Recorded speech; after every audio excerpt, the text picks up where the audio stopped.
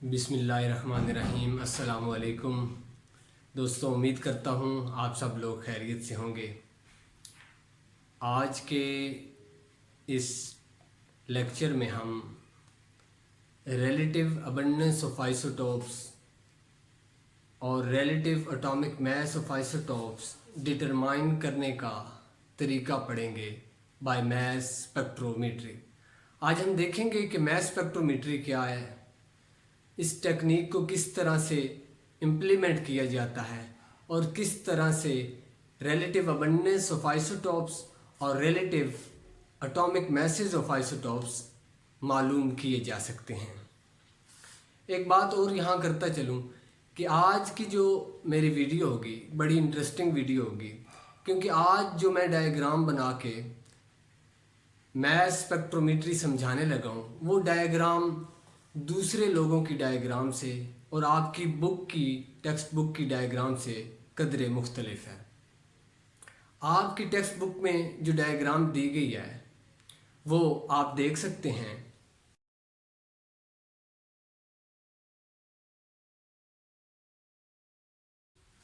और मैं जो डायग्राम बनाऊंगा वो डायग्राम कदरे मुख्तलिफ होगी। आपकी बुक में दी गई डायग्राम से इस टॉपिक को समझना कदरे मुश्किल है, जबकि मैं आज जो डायग्राम बना के आपको समझाने लगा हूँ वो डायग्राम समझना बहुत आसान है, और उसके ज़रिए मुझे उम्मीद है कि लेक्चर के एंड पर आपको ये टॉपिक विद डायग्राम याद हो जाएगा इंशाल्लाह। इससे पहले कि मैं बेसिक टर्मिनोलॉजीज़ आज के लेक्चर की स्टार्ट करूं, मैं रिक्वेस्ट करूंगा अपने नए आने वाले दोस्तों से कि हमारे चैनल को सब्सक्राइब करें और हमारी वीडियोस को लाइक करें और कमेंट सेक्शन में अपनी राय का इजहार ज़रूर करें। शुरू करते हैं।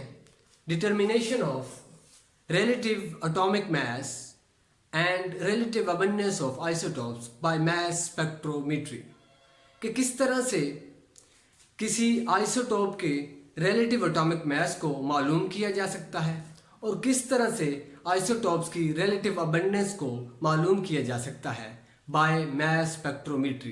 पहले देखते हैं मास स्पेक्ट्रोमीट्री क्या है।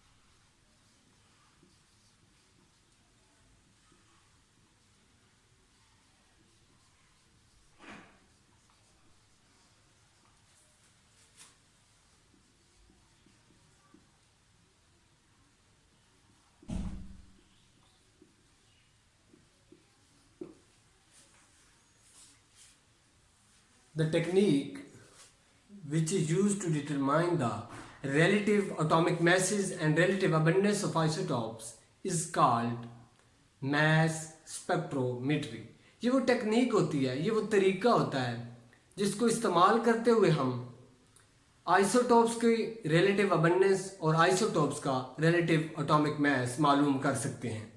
इस टेक्निक को मास स्पेक्ट्रोमेट्री कहा जाता है।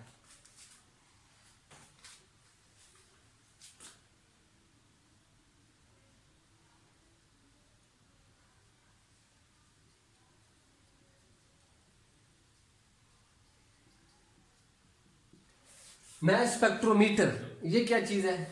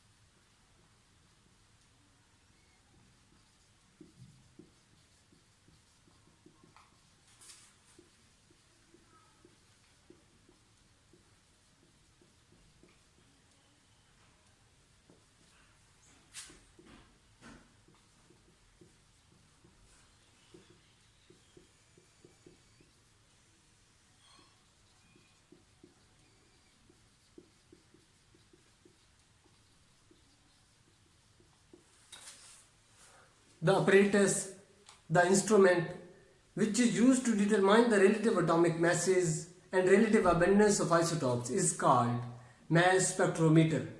ये वो मीटर होता है, ये वो इंस्ट्रूमेंट होता है, ये वो आला होता है, ये वो मशीन होती है जो इस्तेमाल की जाती है लैब्स में, इंडस्ट्रीज में रिलेटिव एटॉमिक मास और रिलेटिव अबंडेंस को निकालने के लिए आइसोटोप की।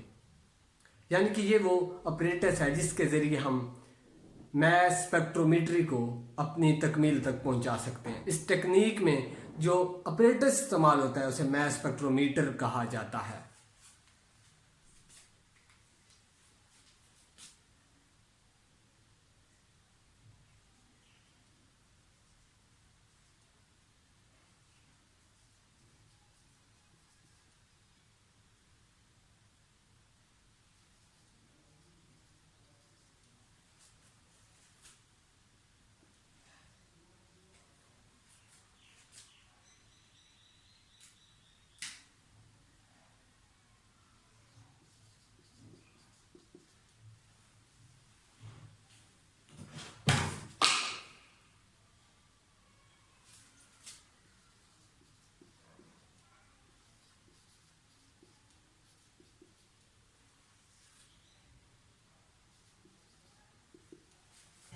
मैस स्पेक्ट्रोग्राम या मैस स्पेक्ट्रम क्या होता है?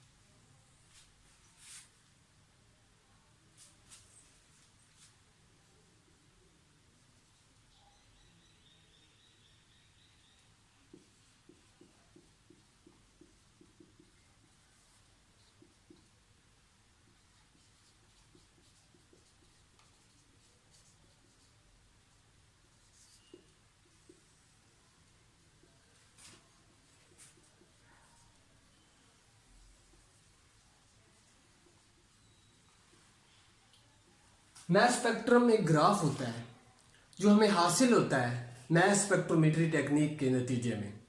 क्या मतलब? जब हम इस अपरेटस को सेट करेंगे, मैस स्पेक्ट्रोमेट्री टेक्निक को अप्लाई करेंगे, तो उसके नतीजे में हमें यहाँ पर एक ग्राफ शो होता है। आगे चल के डायग्राम से समझते हैं।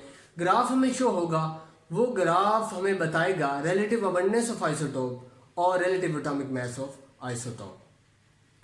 मज़ीद आगे साथ साथ जो बेसिक डेफिनेशंस आती जाएंगी उन्हें हम फॉलो करते जाएंगे। आइए डायग्राम से समझते हैं कि मैस स्पेक्ट्रोमेट्री क्या है।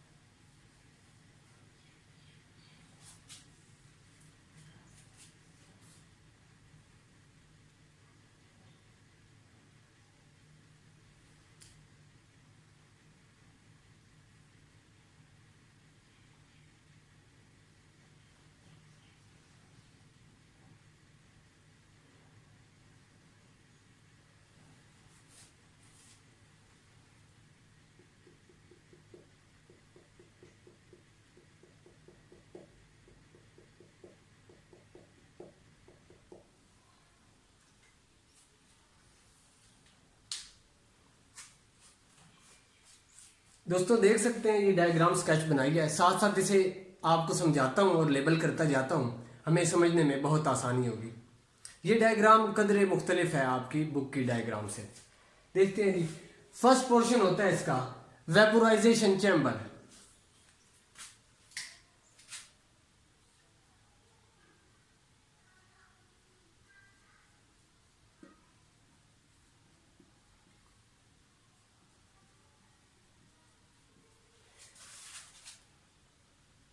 वेपोराइजेशन चैम्बर, वेपोराइजेशन चैम्बर में प्रेशर रखा जाता है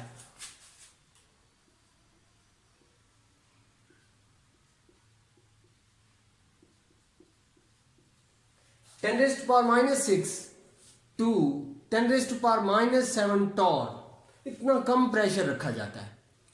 वैक्यूम पंप होता है, उसके जरिए हम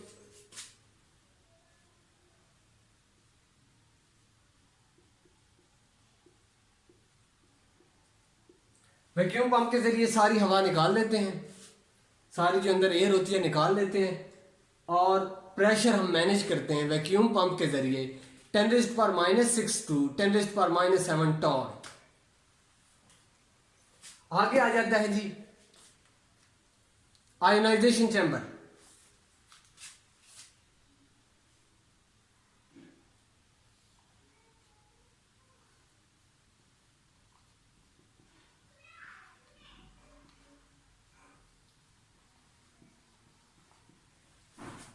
आयोनाइजेशन चैम्बर, आयोनाइजेशन चैम्बर के कंपोनेंट्स कौन कौन से हैं?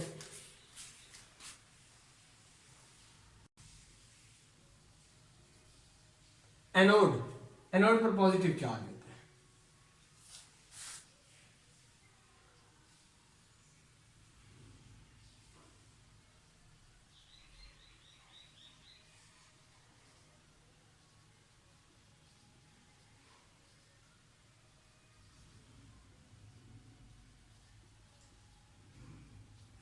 परफोरेटेड एक्सेलरेटिंग प्लेट्स, इन पर नेगेटिव चार्ज होता है। परफोरेटेड का मतलब होता है सुराखदार, जालीदार, ताकि इनमें से सैंपल गुजर सके। ये ऊपर हमारे पास बीम ऑफ इलेक्ट्रॉन प्रोवाइड करने के लिए टंगस्टन फिलामेंट होती है।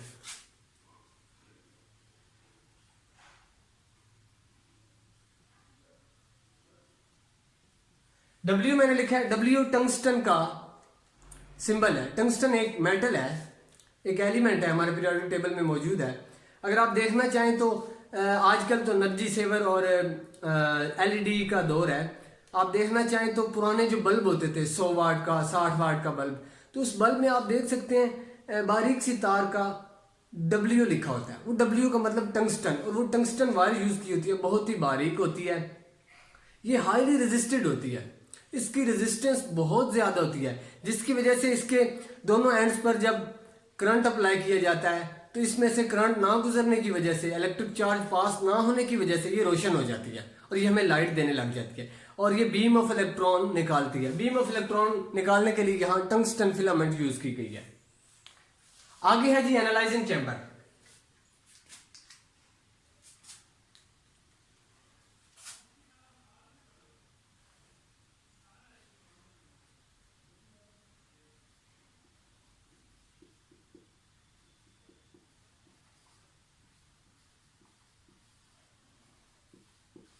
एनालाइजिंग चैम्बर है जी, एनालाइजिंग चैम्बर ये एवोकेटेड गिलास इन्वेलप होता है।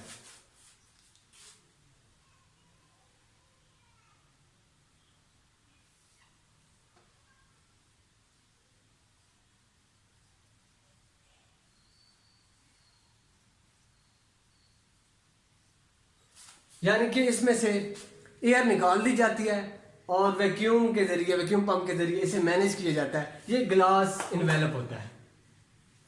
ग्लास इन्वेलप के गिर्द गिर्द आप देख रहे हैं गोल सी तार सी लगाई गई है।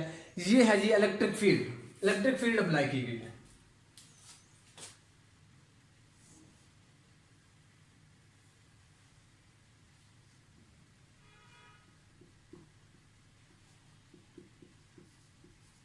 इलेक्ट्रिक फील्ड अप्लाई की गई है। और आप ग्लास वियर, ग्लास इन्वेलप के गिर्द गिर्द देख रहे हैं दो ब्लैक से बॉक्स से बने हुए हैं।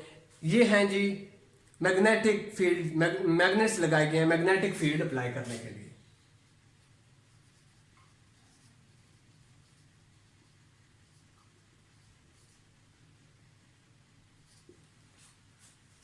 ये थे हमारे ऑपरेटर्स के कंपोनेंट्स। आइए समझते हैं कि सैंपल किस तरह इस ऑपरेटर्स में मूव करता है और किस तरह अपने नताइज पर पहुंचता है।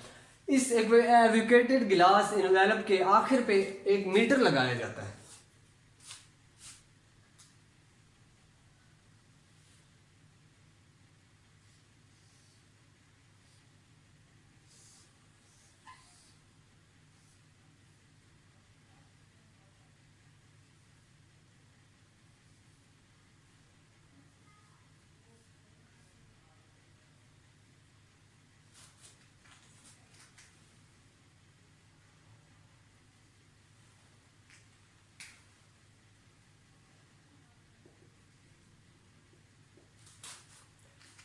आयन डिटेक्टर भी कहा जाता है इसे, इलेक्ट्रोमीटर भी कहा जाता है इसे। ये वो इंस्ट्रूमेंट है जो करंट को डिटेक्ट करता है। जब आइसोटॉप इस पर गिरेंगे तो ये डिटेक्ट करेगा। कैसे डिटेक्ट करेगा, आइए इस प्रोसेस को देखते हैं। पहले बात करते हैं वेपोराइजेशन चैम्बर की। वेपोराइजेशन चैम्बर में हमारा जो सैंपल होता है वो वेपोराइज हो जाता है। वेपोराइजेशन चैम्बर में वेपोराइज कर दिया जाता है, उसे बुखारात में गैसियस स्टेट में तब्दील कर दिया जाता है। इसीलिए इसका प्रेशर 10⁻⁻⁶ to 10⁻⁻⁷ टॉर रखा जाता है। सैंपल यहां आया है।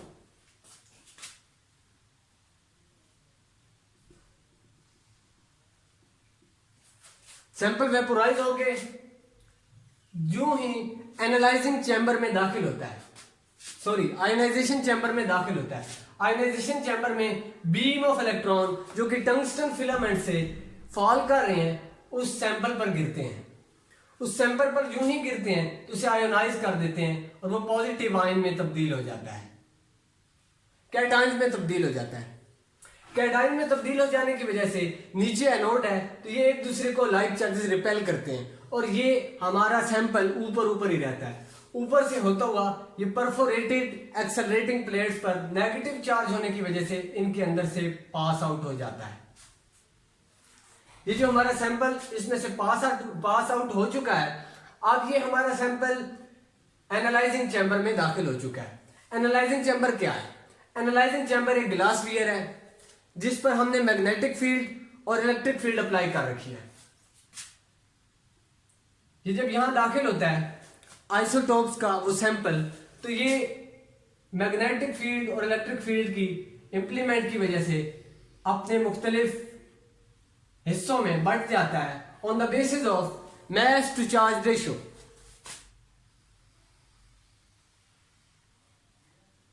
और ये अपने टाइम पर आयन कलेक्टर या डिटेक्टर पर गिरते हैं तो डिटेक्टर पीक वैल्यू शो कर देता है, जिसके जरिए हमें ग्राफिकल रिप्रेजेंट हो जाता है कि ये गिरने वाले आइसोटॉप कितनी अबंडेंस में और किस रिलेटिव एटॉमिक मास के साथ मौजूद है।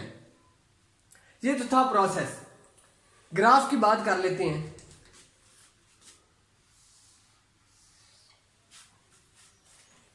स्पेक्ट्रोग्राम ग्राफ होता है जो एक्स एक्सिस पर मास टू चार्ज रेशियो, जबकि वाई एक्सिस पर रिलेटिव अबंडेंस को लिया जाता है।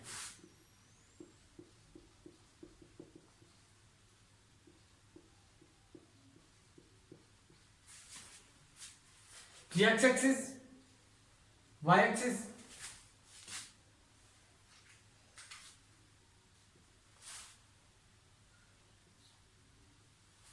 इसके जरिए मालूम किया जा सकता है कि आइसोटोप्स कौन कौन से रिलेटिव एटॉमिक मैसेज के साथ कितनी कितनी रिलेटिव अबंडेंस में मौजूद है। बात कर लेते हैं हाइड्रोजन की। हाइड्रोजन 1,1 प्रोटियम की बात करेंगे तो ये तकरीबन 99% अबंडेंस के साथ मौजूद है। ये आयन डिटेक्टर ने हमें बता दिया।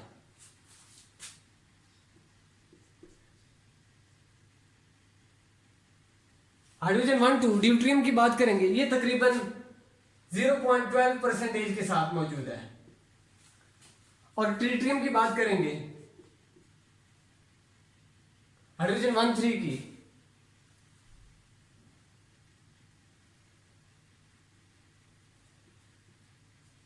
0.001% के साथ मौजूद है। ये रिलेटिव अबंडेंस और रिलेटिव एटॉमिक मास के जरिए हम मालूम कर सकते हैं कि किस तरह आइसोटॉप्स अपनी किन किन परसेंटेज के साथ मौजूद हैं।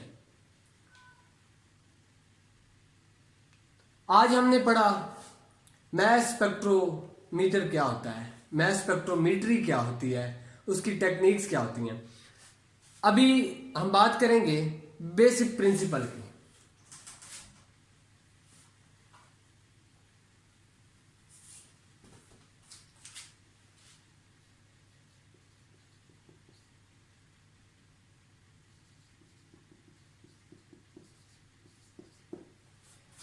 Basic principle,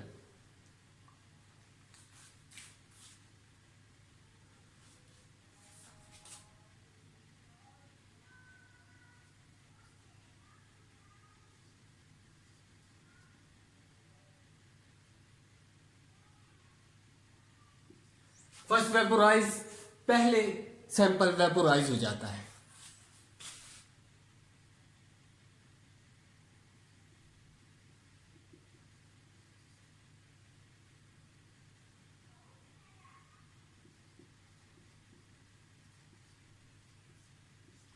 Then ionize with the help of tungsten filament using beam of electrons up to 500 to 2000 range. 5000 से 500 से 2000 की वोल्टेज की रेंज में बीम ऑफ इलेक्ट्रॉन फॉल करते हैं और वो हमारा सैंपल आयोनाइज हो जाता है। आयोनाइज किस में होता है?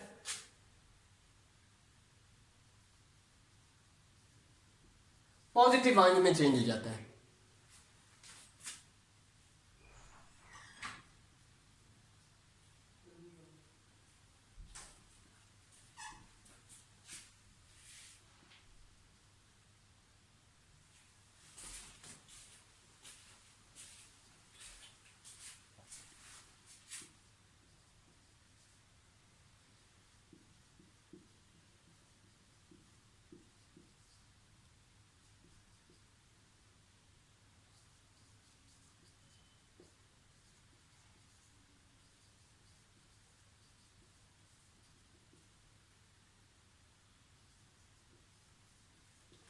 Then analyse by electric and magnetic field, और वो एनालाइज किया जाता है इलेक्ट्रिक और मैग्नेटिक फील्ड के जरिए सेपरेट करके।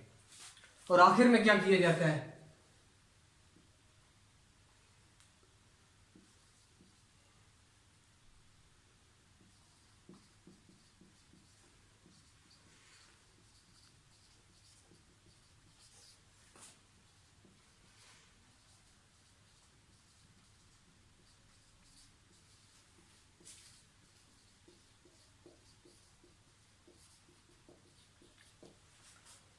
रीडिंग रिकॉर्ड की जाती है और ग्राफिकल रिप्रेजेंटेशन के जरिए मालूम किया जा सकता है कि वो आइसोटोप किस रिलेटिव अबंडेंस के साथ और किस रिलेटिव एटॉमिक मास के साथ मौजूद है।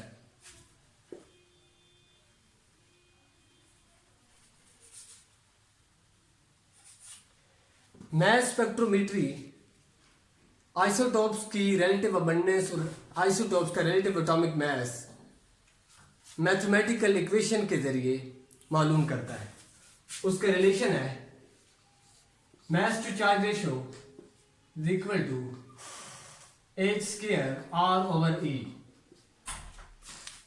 यहां पर m ओवर e क्या है, h स्क्वायर क्या है, r क्या है, e क्या है।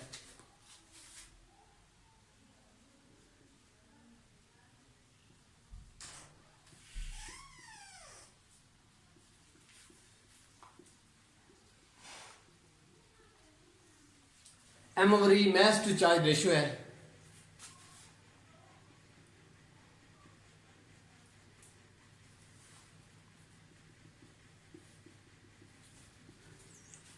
h मैग्नेटिक फील्ड है।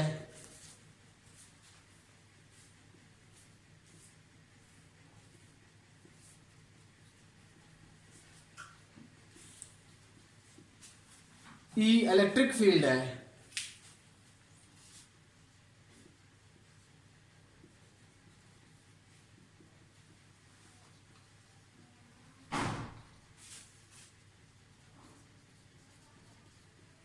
आर रेडियस है। रेडियस कौन सा? जब ये आइसोटॉप्स सर्कुलर पाथ पे सेपरेट होंगे, इनके दरमियान में मौजूद फासले का रेडियस आर कहलाता है। इस रिलेशन के जरिए मैस स्पेक्ट्रोमेट्री इस रिलेशन को यूज करते हुए रिलेटिव अबंडेंस ऑफ आइसोटॉप्स और relative atomic mass of isotopes निकाल लेती है। आज हमने देखा मैस स्पेक्ट्रोमेट्री क्या होती है, मैस स्पेक्ट्रोमीटर किसे कहते हैं, स्पेक्ट्रोग्राम क्या होता है। ये पूरा प्रोसेस हमने आज डिटेल में स्टडी किया।